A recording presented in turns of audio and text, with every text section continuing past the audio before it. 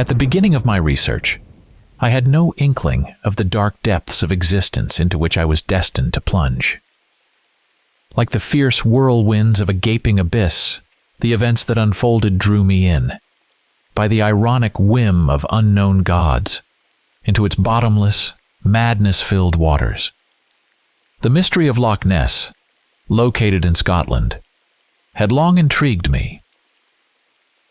So when I managed to take a vacation and escape the confines of the dusty stacks at the Kingsport Gazette, I found a room in a house on the shores of Loch Ness, surprisingly cheap, and set off on my long-awaited journey. Loch Ness is one of 3 lakes of glacial tectonic origin that stretch like a chain across modern-day Scotland. Its shores drop steeply into the peat-soaked icy waters, and its depth reaches nearly 1,000 feet. Of course, aside from the lake itself, so unusual in nature, I was equally drawn by its no less unusual history. I had only recently heard the tales of the Loch Ness Monster, but they so piqued my interest that the subsequent information I found on the subject only fueled my curiosity further. Even Roman legionaries, sword in hand, colonizing Celtic lands, observed how the local inhabitants depicted a remarkable, long-necked seal of gigantic proportions. But the first written mention of this creature is found in the diaries of St. Columba, an English missionary who lived in Scotland around the year 565. In them he wrote that he was present at the funeral of a man who had been mauled by a water monster, called Nisag in Gaelic, while he was swimming in the lake. The locals recounted that as they tried to retrieve the body from the water with hooks, a strange beast, resembling a giant frog, surfaced. The next written accounts date back to 1527, when, during a baptism ceremony, an angry sea dragon tore down oak trees growing on the shore and maimed people. Later, in 1880, a diver named Duncan MacDonald was sent to examine a shipwreck in the western part of the lake. But just minutes after submerging, he began sending frantic signals, demanding to be pulled to the surface. Witnesses said that when the diver emerged from the water, he was trembling with terror, claiming to have seen a huge creature lying on a ledge of rock, resembling a giant frog. These and many other materials I had found were read and analyzed as I made my way to Scotland. I arrived at my little house on the shores of Loch Ness early in the morning. I will never forget the excitement with which I gazed at this ancient, majestic lake, shrouded in an incredibly thick mist, while leaden clouds loomed, covering the entire sky. How many incredible secrets lie within the dark waters of this lake? The 2-story house appeared to be empty, but its owner greeted me warmly and showed me to a room on the 2nd floor, whose windows offered a clear view of the water's surface. Placing my suitcase on the floor, exhausted from the long journey, I collapsed onto the bed without even undressing and slept until noon. After lunch, the owner, Mr. Martin, a man with a silver head of hair advanced in years, introduced me to the other guests. They were 2 young men, about 20 years old, occupying the attic, enthusiasts and scientists like myself, hunting for the mysterious inhabitant of the lake. We had much to talk about, and thanks to an extraordinary kinship of spirit, I found new friends in this primeval corner of nature. However, the locals and fishermen could tell me nothing new, speaking either of a sea devil or a sea dragon, each repeating the words of the previous speaker, embellishing as much as they could, claiming to have seen the monster either on the shore, swimming past their boat, or splashing in the shallows with an entire brood of its kind. Yet, despite this, descriptions of the creature shared certain details. It was a massive beast with a tail and a small head that extended from its body on a long, flexible neck. Fate, however, had it that an old man, sitting in front of his wooden shack and puffing on a pipe, threw a simple phrase my way, the sea devil. It was summoned by a sorcerer. I wanted to know what he meant, but the old man, limping and leaning on a cane, quickly disappeared into his hut. As expected, I paid no special attention to this, thinking it was just the ramblings of a senile old man. But that evening, as I sat in the living room with my housemates and the owner, I happened to mention the old man and his words. Mr. Martin's expression changed noticeably, something I did not miss with my inquisitive eye. Despite my questions, Mr. Martin was reluctant to speak about it, but soon my persistence paid off. It was then that my housemates and I understood why the rooms in this house had been so much cheaper than those offered elsewhere. It turned out that the house was surrounded by hills, and so I hadn't noticed the old mansion, located half a mile away. The mansion of Blackstone Hill was owned by a certain Alexander Elworth, about whom there were sinister rumors. It was said that about 15 years ago, he rented a room there. Later, the landlord claimed to have heard strange voices coming from the mysterious guest's room.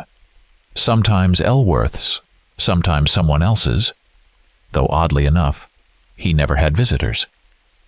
Soon, the house was infested with horrible black beetles, which appeared out of nowhere. When the landlord's wife, cleaning the eccentric guest's room while he sat with his books, occasionally tried to peek over his broad shoulder at the mysterious writings, the room would darken so much that she had to light a lamp, though there wasn't a cloud in the sky outside.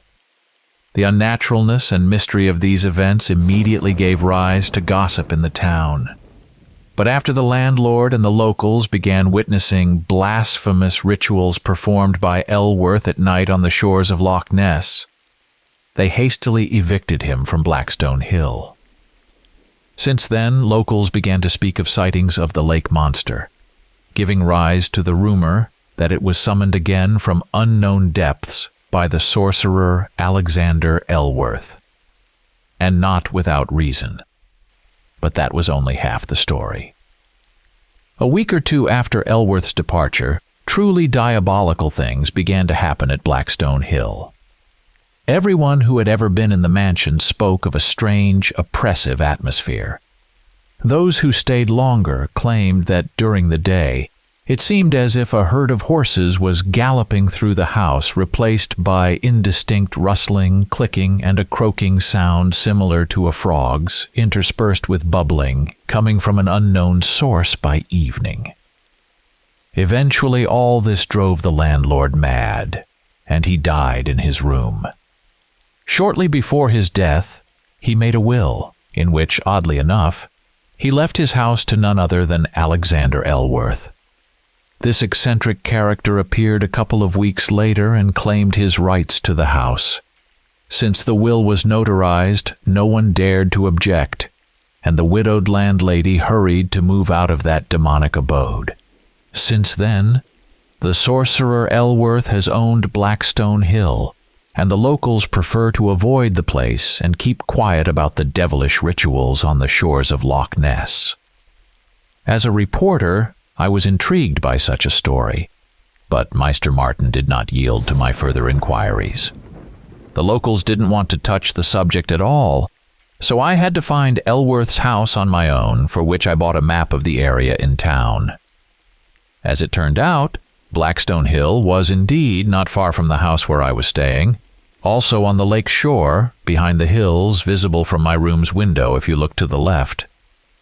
The tales of the grim fate that befell those who showed curiosity about Elworth's affairs, which I had heard, didn't particularly alarm me, and I decided to pay an uninvited visit to the mysterious mansion. Choosing a fine day when the sun's rays broke through the gray clouds, I packed my notebook, a couple of sandwiches, and a thermos of hot coffee in my bag, as my path lay through the picturesque hills along the shores of the wondrous Loch Ness, and I intended to wander a bit in the area.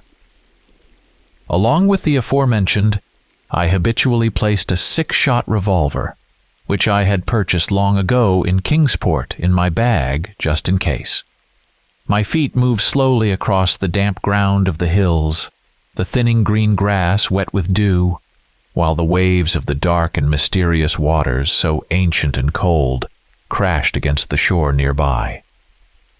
And then, as I crested another hill, I saw the large house, grotesque, like an ancient monolith living up to its name. The road from the house, which once led to the main road into town, had long since overgrown, but a well-trodden path was visible, leading from the threshold to the steep shore. On one side, a black ravine pressed against the gray mass of the house, while on the other, only sparse thickets grew. It was here that I intended to descend, bypassing the hill on the side, and approach the house. As I neared the massive facade, I traced the path that led from the house to the shore, ending almost at the water's edge, where, evidently long ago, stone steps had been built, descending into the dark depths of the underwater abyss. Following my plan, I ascended the porch and knocked with a brass knocker on the door of this demonic abode. But my ear caught neither the sound of footsteps nor the voice of the owner. No sound at all. I knocked again.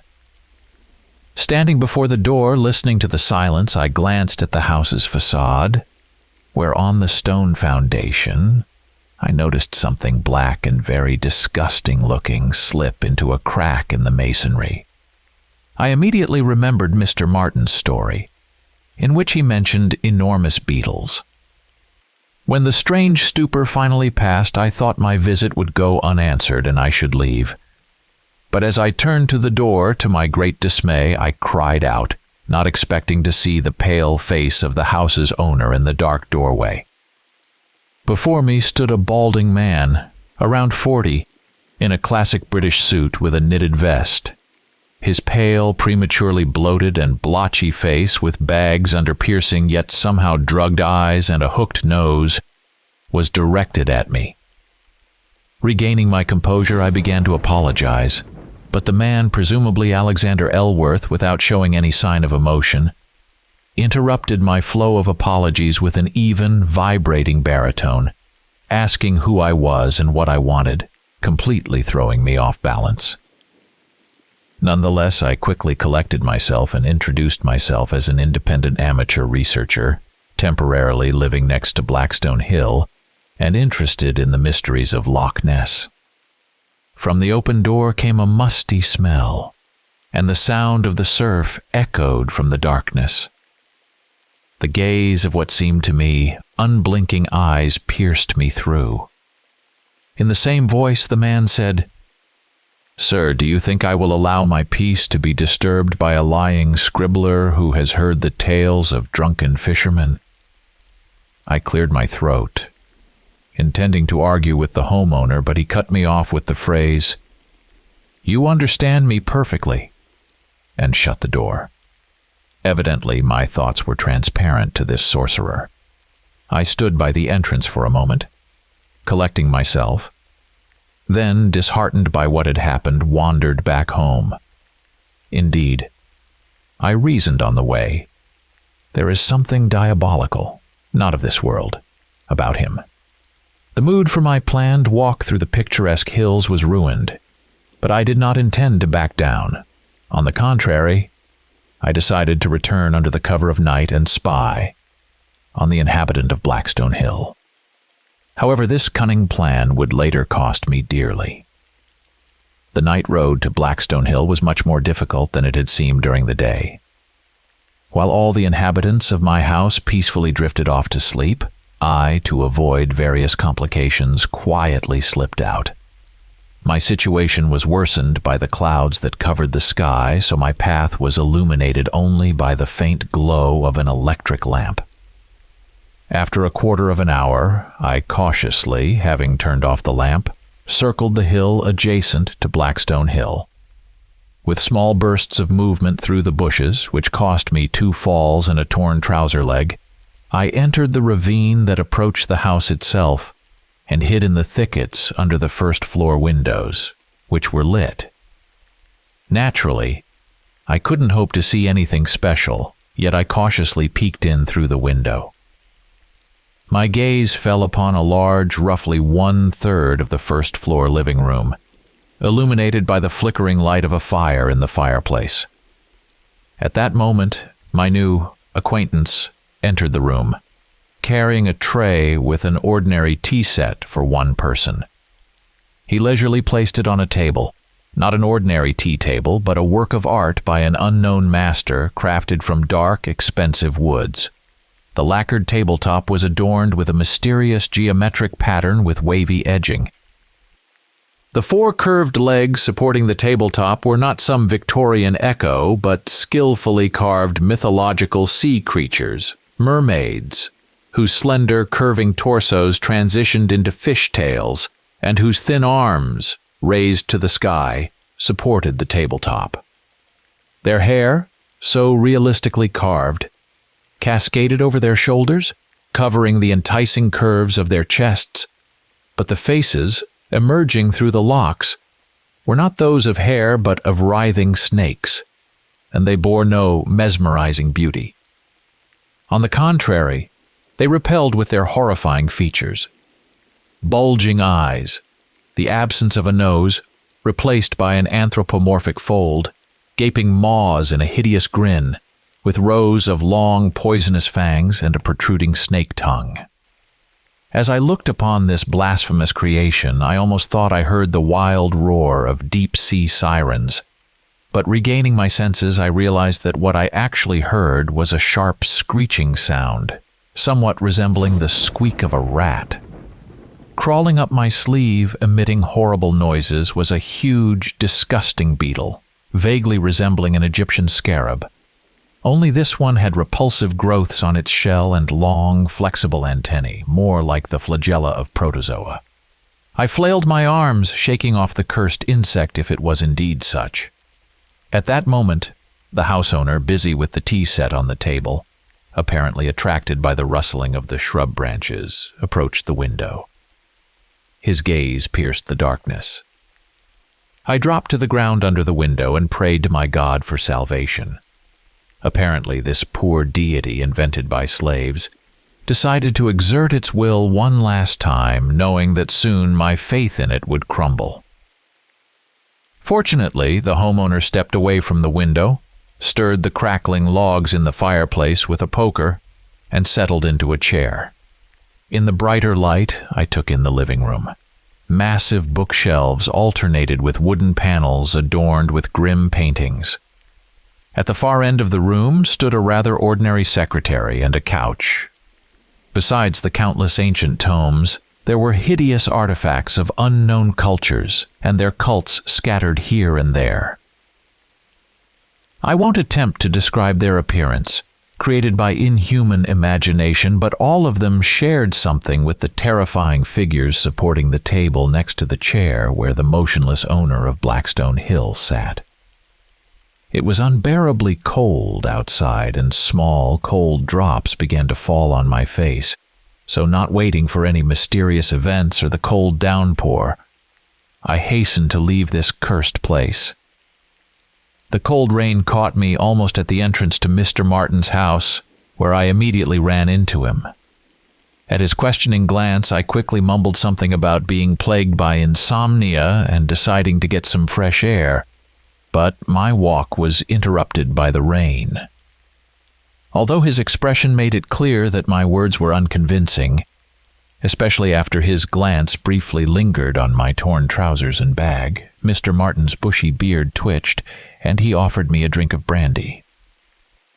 Half an hour later, having changed into dry home clothes, I sat in a chair by the fireplace, wrapping my legs in a wool blanket. At the far end of the room, the landlord quietly clinked glasses as he poured the strong drink, but when the metal tray was placed on the table beside my chair, evoking memories of the hideous table in Blackstone Hill's living room, a shiver ran through my body. "I see you're still shivering," Mr. Martin said. "Here, this will warm you up." I took the glass of amber liquid from the tray, and after a few minutes, felt the pleasant warmth finally spread through my mortal body. This was followed by a series of questions about the progress of my research, to which I had no answer, and the living room fell into complete silence. Soon my head, filled with thoughts of the expedition to Blackstone Hill, began to droop onto my chest, and, wishing Mr. Martin a good night, I went up to my room. The soft bed, the steady patter of rain outside the window, and the gentle lapping of the waves soon did their job. I fell into the sweet embrace of hypnose. But I only sank into it to behold troubling dreams, filled with vague outlines of underwater depths, hiding silt-covered ancient temples, with shadows of sirens and black beetles darting everywhere. For several days, as the weather outside demonstrated its gloomy, melancholic nature, I spent my time in a sort of stupor, either sitting with a book, staring blankly at the flickering reflections in the fireplace, or in idle slumber, filled with the same dreams. On the third day, the universal gloom was disturbed by weak rays of the sun breaking through the clouds. That night, I once again prepared for an expedition to Blackstone Hill. As before, I circled the hill and began cautiously making my way from bush to bush, carefully scanning the road in the faint moonlight, when suddenly I froze in place. The now familiar feeling of a piercing gaze seized me. I lifted my head, and to my horror, noticed a black silhouette in the illuminated doorway of Blackstone Hill. Again I dropped to the ground, hiding behind a bush, my heart pounding furiously. It seemed this demon would reach the hill in 2 leaps and tear me to pieces with its claws. But this did not happen. After a quarter of an hour, during which my clothes became soaked from the wet grass and earth after the long rain, I stood up. I saw neither the illuminated doorway nor the black silhouette, but the windows of Blackstone Hill's living room were still brightly lit. This was enough for me, and I hurried back. And again I spent my days in thought. Never before had even the most unusual cases in my journalism career put me in such an emotional deadlock as now. I simply did not realize what hidden obstacles could stop me. I sat and waited, but for what? Again at night I was immersed in the same strange dreams until one night I heard a strange drawn-out sound, like a whale's song. I opened my eyes. The sound was still ringing in my ears.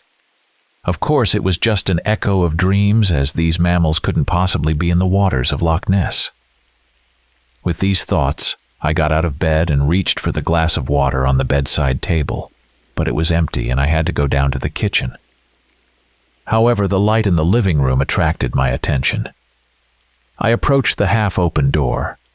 From the living room I heard the voices of Mr. Martin and his wife. That sorcerer is performing his devilish rituals again. I creaked the door and entered the living room. Seeing me, the silver-haired woman, wrapping herself in a wool shawl, hurried out of the room. Mr. Martin shifted his gaze from me to the fireplace and said, "So you heard?" "Only what you said about the rituals," I replied. "And that too," Mr. Martin said somberly. He must have noticed my puzzled look, because he immediately added, "I'm talking about that long, drawn-out sound, young man. You heard it, didn't you? They say it's the lake monster, summoned by Eluork during his barbaric rituals.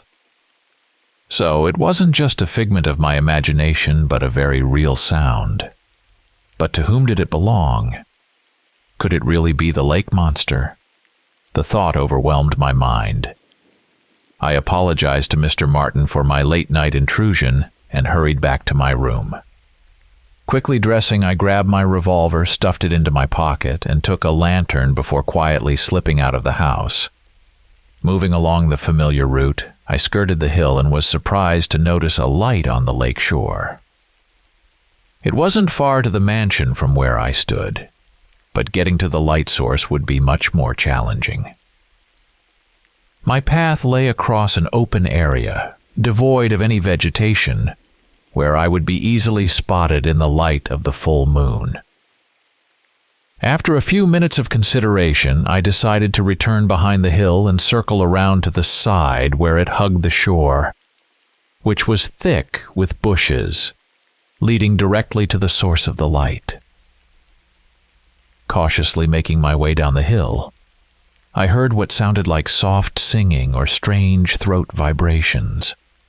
Soon I reached the dense thicket, where I had to crawl on my belly, heedless of the freshly mended and cleaned suit. The low branches of the bushes kept hitting my face, yet I persisted, using the still unseen light as my guide, slowly making my way toward the goal. The scene that unfolded before me at the edge of the bushes confirmed Mr. Martin's words. Eluork, dressed in a flowing black robe with a hood, seemingly thrown over a bare body, stood at the water's edge where stone steps descended into the dark waters. On either side of the steps, 2 torches burned brightly on metal stands, serving as my beacons. Suddenly, the figure moved, and I clearly heard the rustle of the robe. Only now did I realize how deep the surrounding silence was. I sincerely hoped that the object of my observations had not heard my approach through the thick brush. From the folds of Eluork's robe, white withered hands appeared, holding a carved horn, the narrow end of which vanished into the shadow of the hood. At that moment, the long, drawn-out sound I had heard earlier rang out again. Then, the hands disappeared back into the folds of the robe, and a vibrating baritone emanated from under the hood. Pagarna Vagliz. The ancient incantation echoed. The events that followed were the first in a series of incidents that led to my cursed fate. I prefer not to dwell on the reality of what happened, fearing for my sanity, and yet I cannot deny it, as I possess physical evidence. Nevertheless, I must describe the events that were the true cause of my impending disappearance. With no relatives or close friends who might search for me, I address this letter to Mr. Martin, who will be concerned by my sudden vanishing, hoping that his mind will be able to reconstruct the unspeakable horror of the events and believe in their reality. After witnessing the mystical acts, the shore once again plunged into an unusual silence, soon broken by the measured splashing of water, as if an invisible swimmer was approaching the torchlight. My heart pounded wildly in my chest, while my breath almost stopped, anticipating some incredible phenomenon. Surely, no human would dare plunge into the icy waters, and I immediately recalled all the legends I had heard about the Loch Ness Monster. The splashing grew louder at the water's edge, where the stone steps were. I crawled slightly forward to the very edge of the thicket to get a clear view of the unknown swimmer. In the next few seconds, I was struck by a shock I had never felt before.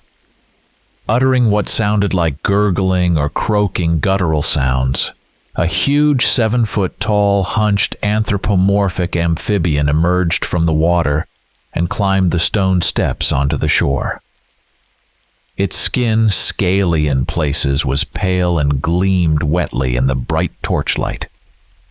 The athletic torso, adorned with some kind of golden ornament on the chest, was topped by a bald head with no visible neck.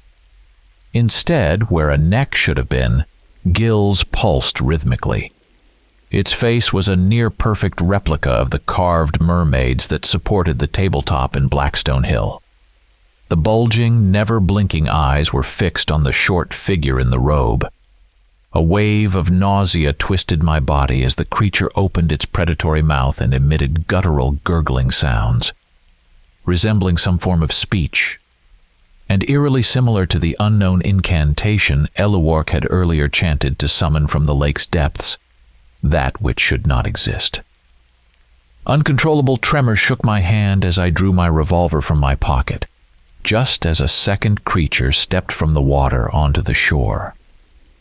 The shock, now turning into hysteria and overwhelming me with a wave of rage and indescribable horror, clouded my mind, and I sprang from the ground with a wild scream, firing at the lake monsters.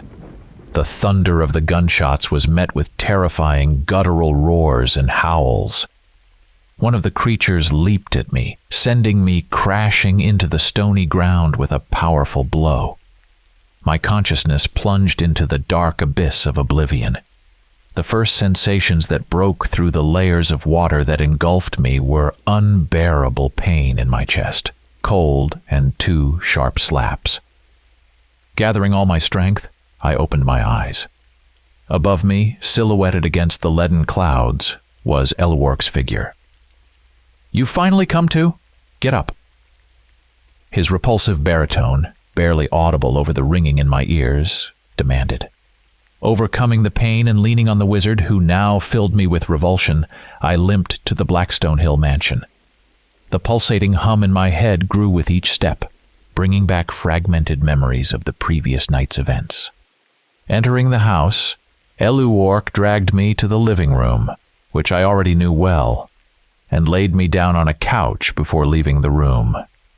I covered my eyes with my hand, grimacing from the tormenting pain, while my cold, soaking wet clothes only made matters worse, despite the fireplace blazing in the opposite corner of the living room. The door creaked, and I opened my eyes slightly. Elwark entered, carrying a woolen blanket, bandages, and some vials. Despite my surprise and clear dislike for him, he silently covered me with the blanket, poured a glass of sherry from the tea table that brought back unbearable memories, and handed it to me. The alcohol did its job, dulling the pain and spreading warmth through my trembling body. I was baffled by this sudden, supernatural hospitality.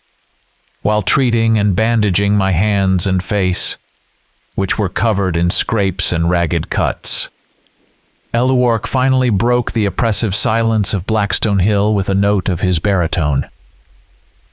"I take it you were watching me again. This time your professional diligence came at a high cost. You slipped during the night, hit your head on a stone, and lay unconscious until morning when I found you." His words were spoken with a hypnotic insistence, and I pretended to believe in this absurdity, though I was fully aware of what had truly happened that night. When the disgusting frog-like creature attacked me, my hand had caught and ripped from its slimy, cold chest a golden amulet which I found clutched in my hand when I woke up and discreetly slipped into my pocket, unnoticed by Elwark. It was this tangible evidence that confirmed the reality of everything I had witnessed and experienced that night. After lying there for about half an hour, I got up and, escorted by the silent Elwark, limped back to Mr. Martin's house. He, with a pale face, asked my neighbors, a couple of young men, to help me up to my room, change clothes, and get into bed. Mrs. Martin then fussed over me with motherly care, and after a few hours of rest, all 4 of them started probing me about what had happened. I responded with the already known details of the night's conversation with Mr. Martin, and what Elwark had unsuccessfully tried to impress upon me. It was now the 3rd week of my stay in Scotland, with 2 weeks left before my return to the dusty barricades of the Kingsport Gazette. But I had no desire to return, even after all that had happened. The events that had shocked me had nonetheless drawn me so deeply into their whirlpool of mysteries that I simply couldn't leave them unresolved. So I devoted myself entirely to pondering them, which was all I could do while lying in bed and recovering from my physical injuries. I also couldn't stop turning the golden amulet over in my hands. At least it seemed golden at first glance. In fact, it was made of an unknown alloy, yellowish with a whitish sheen. The amulet's appearance resembled a pair of parallel tentacles arranged in an eye-like shape around a ring, the pupil, at the center of which was a peculiar triple wavy cross, reminiscent of both a swastika and a Celtic triskel. Not only did this artifact prove the reality of the events I had witnessed, and the existence of those repulsive frog-like creatures, But did it also serve as evidence of their advancement? Were these anthropomorphic monsters so advanced that they could create jewelry, and with such intricate symbolism, clearly indicating the presence of some primitive religious cult? Again and again, I rejected not only the idea of these creatures' advancement, but even the very thought of their existence. Yet the strange amulet in my hands was an unpleasant proof to the contrary. The barely noticeable fishy smell emanating from the bizarre trinket reminded me of both the watery depths of Loch Ness and the repulsive yet remarkable beings that inhabited them. I recalled various myths about mermaids, undines, tritons, and sirens, as well as mentions of the Greek Poseidon and the Mesopotamian gods Oannes and Dagon. The sea people had found a place in the culture of almost every great civilization on Earth, so why not consider the possibility that I had come face to face with representatives of this unknown people who had lived in the seas and oceans alongside humans on land for centuries? It seemed that my professional enthusiasm and natural curiosity outweighed everything else. With these thoughts on the eve of the second day of the third week, I drifted off to sleep, which proved to be short-lived. The unusual dreams I had been having for almost a month now had become much clearer in recent days. I could distinctly make out how I plunged into the waters of Loch Ness, seeing the tops of cyclopean temples buried under layers of black silt, countless colonnades, and grotesque arches that vaguely resembled Greek architecture, but also possessed an unsettling non-Euclidean geometry. But as I said, my sleep was soon interrupted by the now familiar drawn-out sound coming from Blackstone Hill. For several minutes, I lay in the moonless midnight darkness, my eyes wide open, listening to the silence that had fallen. The events of that night flashed before my mind, the torches burning brightly on the shore, the splash of water, and the repulsive figures rising from it. Once again, the silence was pierced by the drawn-out howl. This time it sounded more like a summoning wail. I sat up in bed, my body still aching. A minute later, the silence was shattered by a distant, inhuman scream. Jumping out of bed, I hastily pulled on my pants, slipped on my boots over bare feet, and threw on a shirt without buttoning it. Instinctively navigating in the pitch black, I grabbed my jacket, revolver, and lantern, threw open the door, and despite the pain, dashed down the stairs into the hall, where I nearly collided with the other male inhabitants of the house. Without a word, the four of us rushed outside and headed for Blackstone Hill, where the wild scream had come from. Just as before, the torchlight appeared from behind the hill, illuminating the gloomy shore, but to our surprise, there was no one there. Approaching the spot where Eluorc had conducted his rituals, we froze in horror. The bright flames of the torches reflected in crimson streaks that trailed from a crumpled black cloth to the stone steps. Approaching what had once been part of the silk robe, now reduced to a blood-soaked bundle, Meister Martin used the barrel of his rifle to unfold its folds. A pale, withered hand, tightly gripping the blood-stained carved horn, the only thing left of Alexander Eluorc, who had perished in the depths of Loch Ness. When the shock wore off, Meister Martin sent one of the young men to his house to call the police while he stayed behind to guard Blackstone Hill in case the killer returned. I, however, did not wait for either and hurried to the mansion. Once inside, I immediately headed for the living room, where I began rummaging through the bookshelves.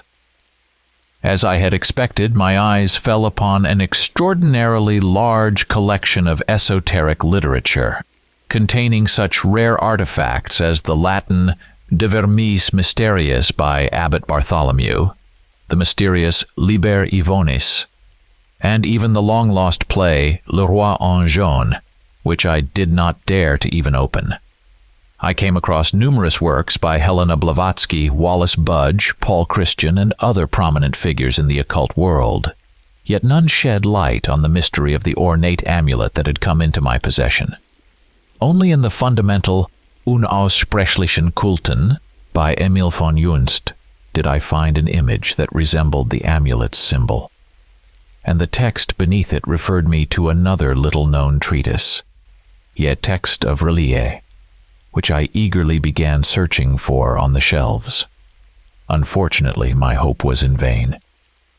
I darted from shelf to shelf in the dimly lit room, the fire in the fireplace slowly dying, but my search was interrupted by a dull sound, similar to a resonant frog's croak, which seemed to come from the depths of the house. I froze, straining to hear in the silence.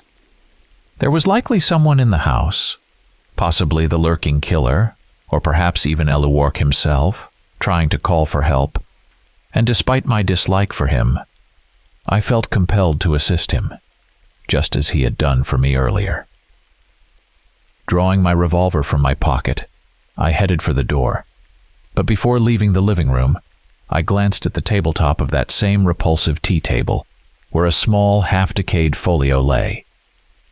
Aiming the lantern's beam at it, I flipped open the leather-bound cover.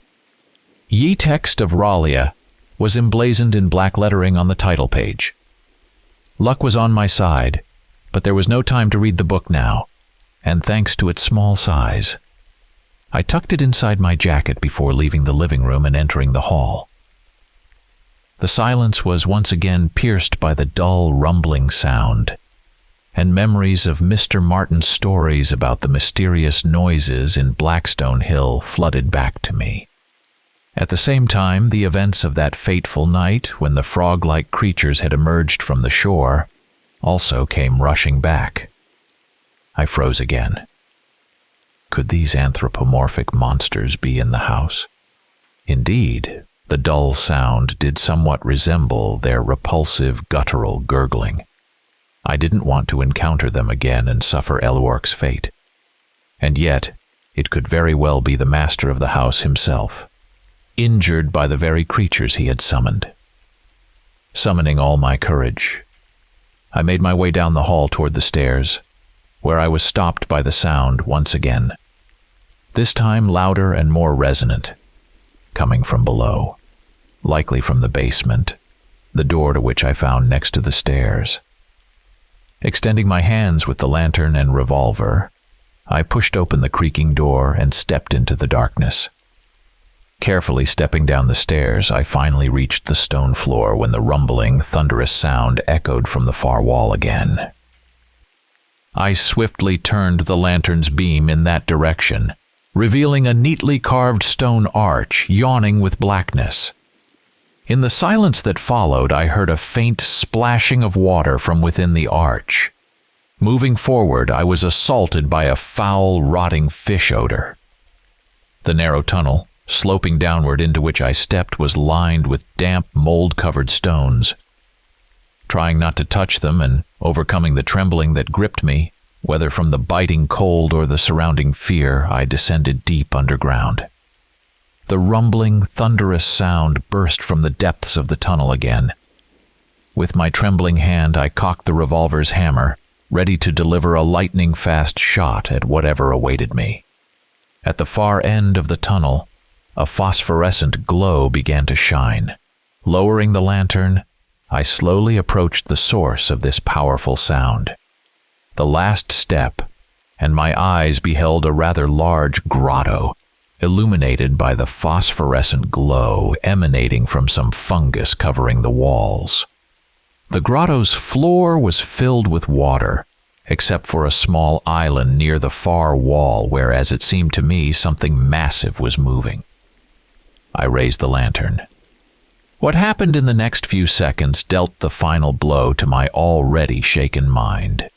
A huge black creature sat on the water-surrounded island, resembling a frog. However, it had an elongated tail like that of a tadpole, and its repulsive limbs ended in something like diamond-shaped fins, formed by webbing converging toward the central long finger.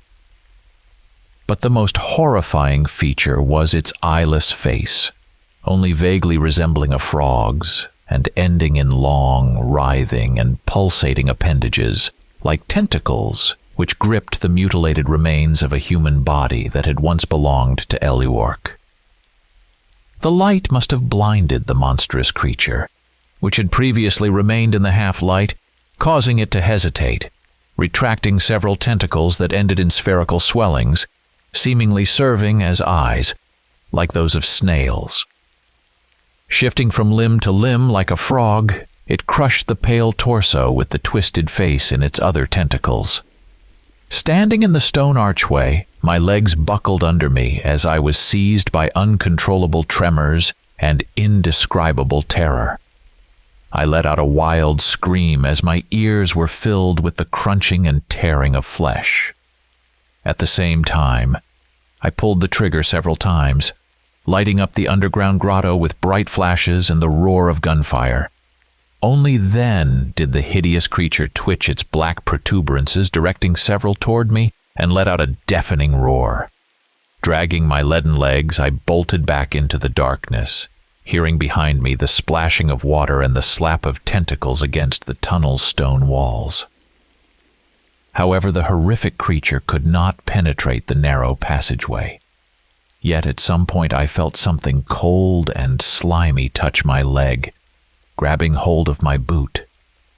Spinning around, I fired the revolver again, the flash revealing a writhing mass of tentacles, filling the entire arched tunnel.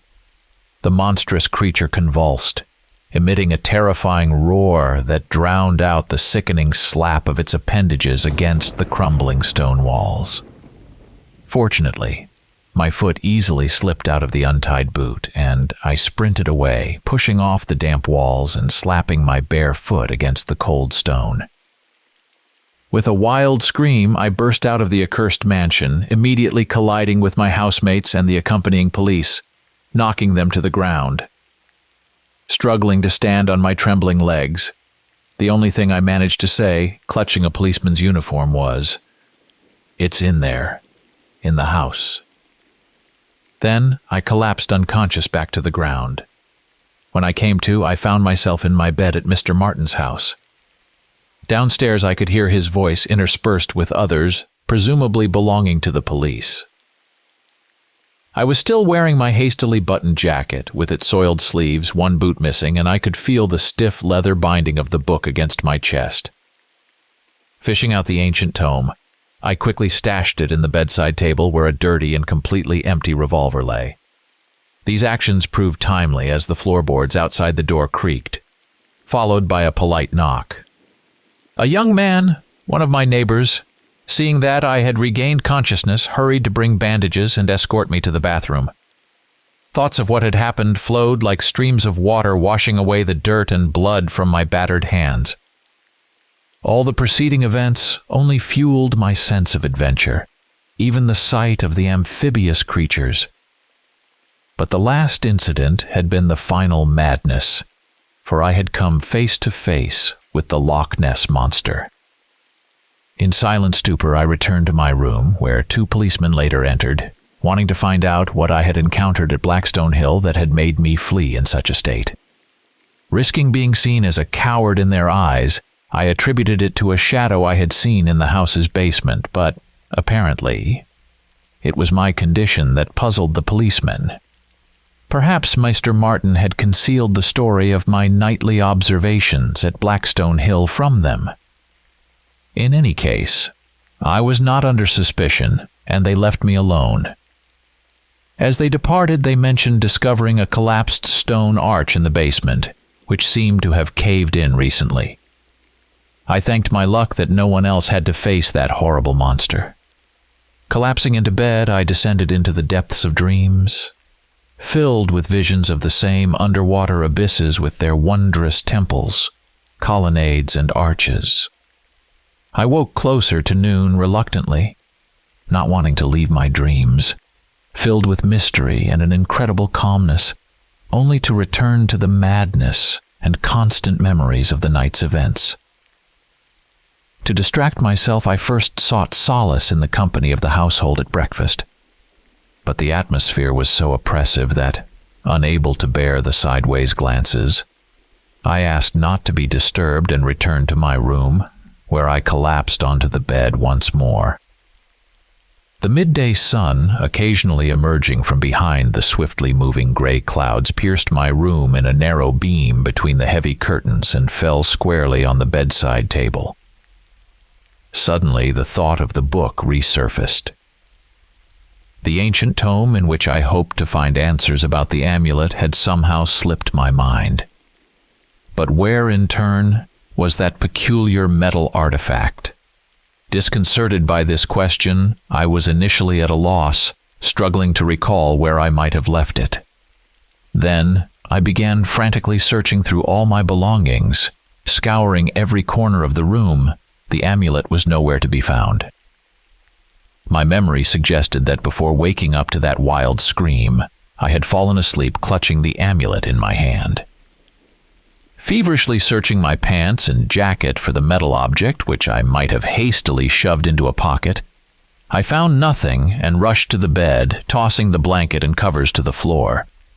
But it wasn't there either. Could the amulet have been lost? The only physical evidence of the reality of my madness was lost. Sinking to the floor, I suddenly felt something barely perceptible swing like a pendulum and strike me in the chest. Hastily unbuttoning my collar, I reached inside my shirt and felt the strange metal shapes. All this time, the amulet had been hanging around my neck, suspended by a string looped through the remnants of chains. Despite the material it was made of, the amulet felt warm and light. Somewhat relieved, I tried to tidy up the room, then brought out the ancient tome and settled onto a wooden chair by the window. The old book, dated to the 16th century, was written in early modern English, which I had hoped for, though reading it still posed some challenges. However, as a journalist with a corresponding education in my youth, I saw no insurmountable difficulties in this. From the very first lines, I was immersed in a dark world of mysteries, of whose existence I had no inkling, so terrifying and so incredible that I would have refused to believe in them had it not been for all that had happened to me. The chronicle, revealing a pre-human history, showed me a time when one of the manifestations of the ancient deity Cthulhu descended upon the primordial earth, and, together with its black-winged offspring, built cyclopean cities with extraordinary geometry, before vanishing into the dark abysses of the oceans. The magnificent capital of R'lyeh, which became the tomb of the deity, still lies beneath the waters, threatening one day to rise and reveal its ancient founder to the world. After Cthulhu came Dagon, the great marine deity, who became its regent, guarding the sunken tomb. Oh, how pitiful the lies about the great Dagon seemed in my eyes. His divine footsteps could have easily crushed all those mythical cities extolled by the authors of the Holy Scriptures. The city founded by Dagon, Yahan'thlai, is far more worthy of reverence and praise. Untouched by time, this colossus still hides in the waters near Innsmouth, reminding the land dwellers of its existence with the emergence of Devil Reef. This capital and many other cities have always been inhabited by the immortal offspring of Dagon and Hydra, never abandoned by life. The strange frog-like race was already ancient when the first land dweller, enchanted by the lapping waves, turned his gaze into their dark depths. The book completely consumed me. Like a madman, I held it in my hands for hours, eagerly devouring the ancient chronicle. I refused to eat, instead surrendering more and more to dreams filled with visions of ancient underwater cities teeming with life. They were no longer a vague shadow. I could clearly see the inhabitants of the depths. And at some point, I even felt like one of them, after which I awoke in a cold sweat and could no longer sleep. A strange malaise gripped me. I would either sit for long hours with the book or stand at the window with a glassy, unblinking stare, gazing at the leaden surface of Loch Ness and envisioning the scenes from my dreams. Soon, even more troubling symptoms were added. Bouts of suffocation, accompanied by spasms resembling hiccups, suppressed my physiological ability to breathe normally, and my facial muscles often seized with cramps, rendering them almost immobile. I undoubtedly needed help from specialists. Witnessing horrifying events had driven me mad, which in turn caused psychosomatic attacks. But I wanted to see no one, paranoidly avoiding even encounters with the housemates and the master of the house, which was for the best. The final week of my leave began, promising a forced return from the world of painful dreams, when a fateful event occurred that prompted me to write this letter and vanish from the world of men.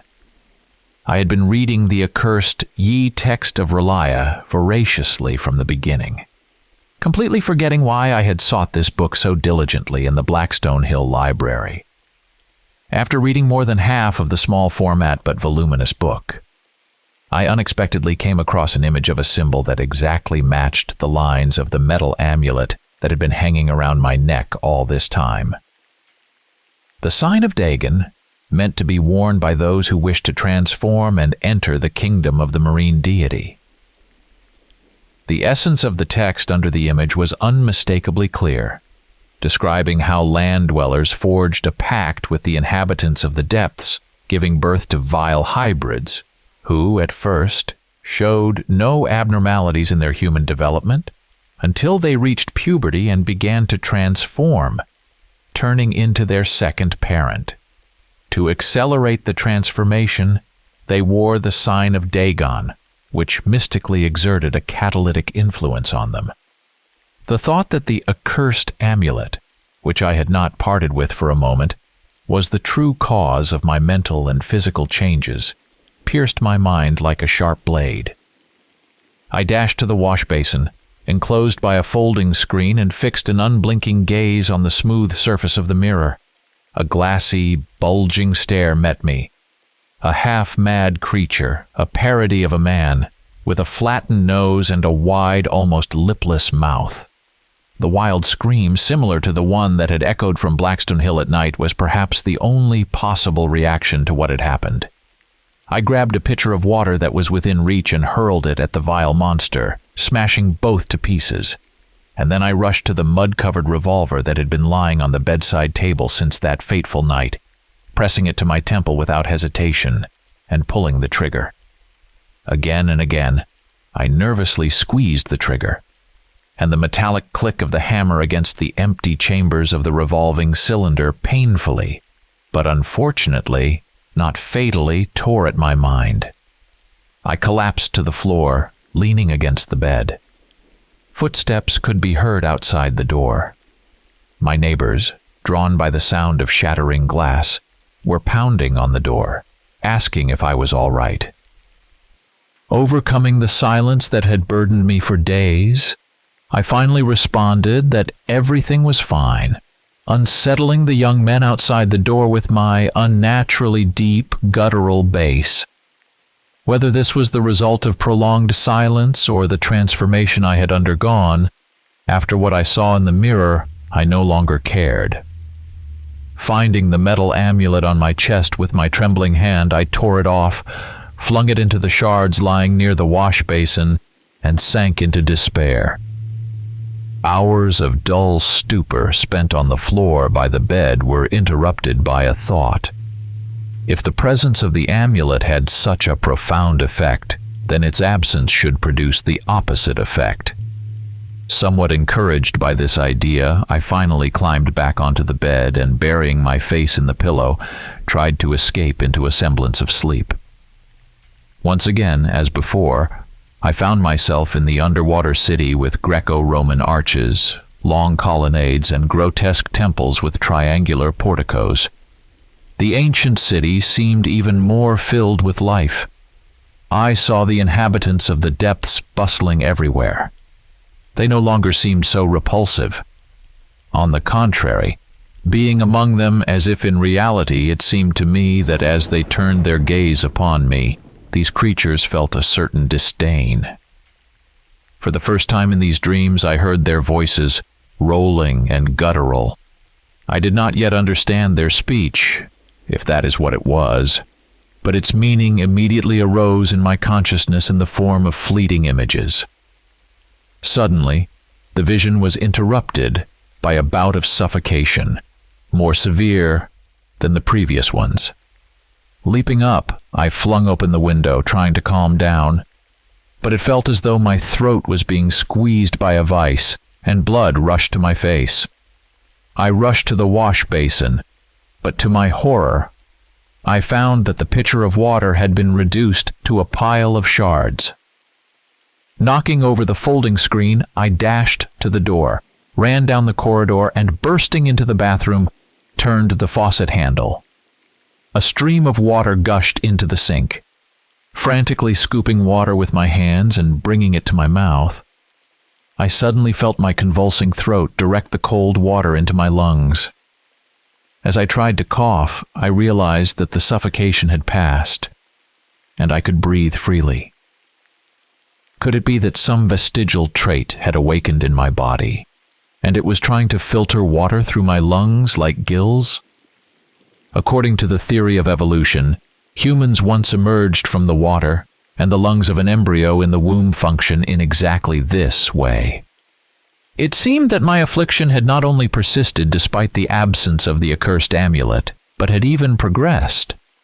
From this moment I understood that the fate awaiting me was inevitable, and I could only accept it, hastening its arrival by wearing the sign of Dagon, as foretold in the Yi text of R'lyeh.